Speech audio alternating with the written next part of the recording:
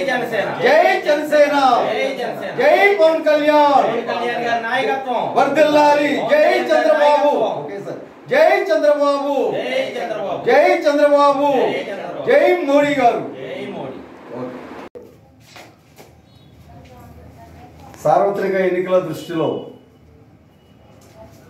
ప్రజాకాలం పేరు మీదుగా మూడో విడతగా తెలుగుదేశం పార్టీ జాతీయ అధ్యక్షులు శ్రీ నారా చంద్రబాబు నాయుడు గారు ఈరోజు కోనసీమ జిల్లాని సందర్శిస్తున్నారు. దానిలో భాగంగా రేపు ఉదయం కొవ్వూరు నియోజకవర్గం, సాయంకాలం గోపాలపురం నియోజకవర్గం నల్లజర్ల మండల కేంద్రంలో ప్రజాగళం మీటింగు జరుపు తలపెట్టారండి.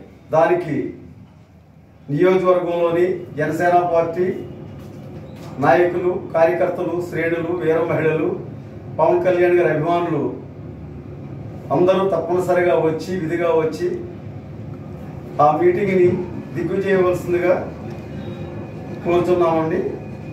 ముఖ్యంగా పొత్తులో భాగంగా తెలుగుదేశం పార్టీ అధినేత అయినప్పటికీ పొత్తులో భాగంగా Telugu Desam party, Janasena party, Bharatiya Janata party మూడు పార్టీలు కూడా కూటమి కలయిక. ఎవరు అభ్యర్థులైనా కూటమిలోని ఏ పార్టీ అభ్యర్థులైనా సరే అభ్యర్థుల గెలుపు గురించి మాట్లాడడానికి మరి ఒక పక్కని పవన్ కళ్యాణ్ గారు, ఓ పక్కని పురంధేశ్వర గారు, ఓ పక్కని చంద్రబాబు గారు రాష్ట్ర పర్యటన చేయడం అనేటువంటిది మీకు అందరికీ తెలుసు. దానిలోనే భాగంగా రేపు మరి గోపాలపురం నియోజకవర్గంలోని నల్లజర్ల మండల కేంద్రంలో ఏర్పాటు చేయబడినటువంటి ఈ యొక్క ప్రజాగణం మీటింగ్ని దిగ్విజయం చేయాలి. ప్రతి ఒక్క జన సైనికుడు 4 మండలాల నుంచి విశేషమైనటువంటి మరి ఉత్సాహంతో వచ్చి ఈ వయసులో కూడా చంద్రబాబు గారు మరి ప్రజాస్వామ్య పరిరక్షణ గురించి, మరి దుష్ట పరిపాలన అంతం చేయడానికి గురించి రోజుకి 18 గంటలు కష్టపడుతున్నటువంటి నేపథ్యాన్ని ప్రతి ఒక్క జన సైనికుడు గుర్తించి మరి ఎంతో దూరదృష్టితోటి వైఎస్ఆర్ ప్రభుత్వాన్ని గద్దె దించాలి, గద్దె దించితే గాని వేరే మార్గం లేదు ఈ రాష్ట్రానికి, ఈ రాష్ట్ర ప్రజలకి అనేటువంటి ఏకైక దృష్టితోటి మరి పవన్ కళ్యాణ్ గారు ఎంతో త్యాగం చేసి ఈ మూడు పార్టీలు ఒక వేదిక మీద వచ్చి రేపు సార్వత్రిక ఎన్నికల్లో జగన్మోహన్ రెడ్డిని, అవినీతిపరుడైనటువంటి ఆర్థిక నేరస్తుడైనటువంటి జగన్మోహన్ రెడ్డిని, కక్షతో కూడినటువంటి పరిపాలన చేస్తున్నటువంటి జగన్మోహన్ రెడ్డి ప్రభుత్వాన్ని కూలదొయ్యాలని మరి ఎన్నికలలో మరి కూటమి నెగ్గడానికి హరీష్లు అందరూ కూడా మేము కష్టపడుతున్నాం. అలాగే నిన్న ఒక ప్రెస్ మీట్లో ఒక వ్యక్తి చెప్పాడండి, మా తానేటి వనిత గారు, మన హోమ్ మినిస్టర్ గారు ఏదో పెన్షన్ గురించి క్రిటిసైజ్ చేశారట చంద్రబాబు ఏది ప్రతిపక్షాల మీద.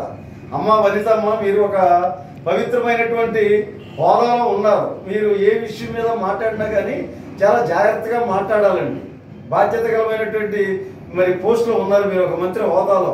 ముఖ్యంగా మీ నాయకుడు జగన్మోహన్ రెడ్డి 19 ఎలక్షన్స్ ముందు పెన్షన్లు 2000 నుంచి 3000కి చేస్తానని వాగ్దానం చేశారు. మీకు గుర్తుందో లేదో చూసుకోండి ఒకసారి.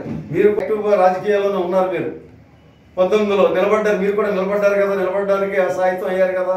మరి అప్పుడు 3000 పెన్షన్ ఇస్తానన్న పెద్ద మనిషి నెగ్గిన తర్వాత ప్రమాణ స్వీకారం చేసిన తర్వాత నెక్స్ట్ డేనే 3000 కాదు పెన్షన్, వృద్ధాప్య పెన్షను 2250 రూపాయలు ఫస్ట్ ఇస్తాను, తర్వాత 2500 second year, third year, fourth year, fifth year అలాగని చెప్పారు. యాక్చువల్గా ఆ రోజుని మీరు మరి చేసిన వాగ్దానం ప్రకారంగా ప్రతి వృద్ధాప్య పెన్షన్ హోదా ఉన్న వాళ్ళకి 3000 రూపాయలు ఇవ్వాలంటే మీరు సంవత్సరానికి ఒక వ్యక్తికి 750 రూపాయలు బాకీ. అంటే 5 సంవత్సరాలకి 5 ఏళ్ళు 35, ఇంచుమించుగా 40,000 రూపాయలు మీరు బాకీ ఉన్నారు.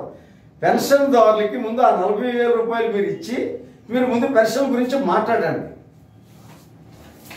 మీకు గుర్తుందో లేదో చెప్తున్నాను, మరొకసారి చెప్తున్నానండి. ఇన్ని వేలు మీరు బకాయి పడ్డారు, అవి ఇచ్చి ముందు గుర్తించి. అలాగే వాలంటీర్ల వ్యవస్థ గురించి మీరు చాలా విషయాల్లో తెలుగుదేశం వాళ్ళు, జనసేన పార్టీ వాళ్ళు ఇలా క్రిటిసైజ్ చేస్తున్నారు అని అన్నారు. మీకు గుర్తుందా? వాలంటీర్ విషయంలో గత 2 సంవత్సరాల క్రితమే హైకోర్టు వారు, ఆంధ్రప్రదేశ్ హైకోర్టు వారు చాలా తీవ్రంగా మాట్లాడారు. ఎందుకు ఈ వ్యవస్థ ఎందుకు ఉన్నటువంటి పంచాయతీరాజ్ వ్యవస్థ ఉండగా మరలా కొత్త వ్యవస్థను చేసి మీరేంటి చేస్తారు అనేటువంటి దాని మీద వాళ్ళు చాలా వ్యతిరేకంగా మాట్లాడారు. అది గుర్తుందా? అది గుర్తుండదు మీకు. కనీసం ఈసీ సెంట్రల్ ఎలక్షన్ కమిషన్ ఆదేశాలు ఇచ్చింది. వాలంటీర్లకు ఉన్నటువంటి ఫోన్లు కానీ ట్యాబ్లు కానీ ఇమ్మీడియట్గా కలెక్టర్స్ సరెండర్ చేసి ఎట్టి పరిస్థితుల్లో ఎలక్షన్స్ విషయంలో ఎన్నికల ప్రచారం విషయంలో పార్టిసిపేట్ చేయడానికి వీల్లేదని మరి ఎలక్షన్ కమిషనే చెప్పింది. ఈ హైకోర్టు గంట ఎలక్షన్ కమిషన్ గంట మీరు మీ జగన్మోహన్ రెడ్డి గారు మరి ఈ ప్రజాస్వామ్యంలో అతీతులు మాత్రం కాదు. కాబట్టి మీరు ఒక బాధ్యత గల హోమ్ మినిస్టర్ హోదాలో ఉన్నారు కాబట్టి ఏ విషయం మీద అయినా సరే మాట్లాడేటప్పుడు విషయాలు తెలుసుకుని జాగ్రత్తగా మాట్లాడాలని తెలియజేస్తున్నాను. అసలు ఇంకొక విషయం, మీకు చంద్రబాబు నాయుడు గారు విమర్శించి తెలుగుదేశం విమర్శించే స్థాయి మీకు లేదు. ఎందుకంటే మీరు ఎమ్మెల్యేగా అవడమే తెలుగుదేశంలో అయ్యారు.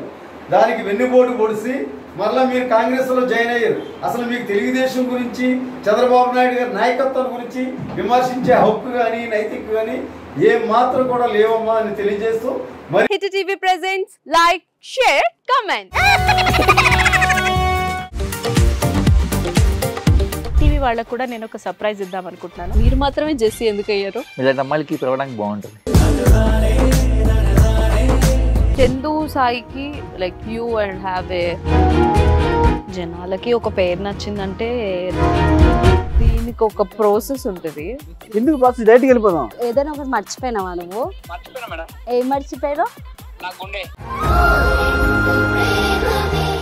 ఏదో ఆ టైంకి మన సుడి బాగుంటే ఎవరన్నా చూపిస్తే రాయగలం కానీ డోర్ టు డోర్ సేల్స్ చేసేవాళ్ళు. శారీ వస్తుంది, శారీలో వెనకాల కట్టుకుని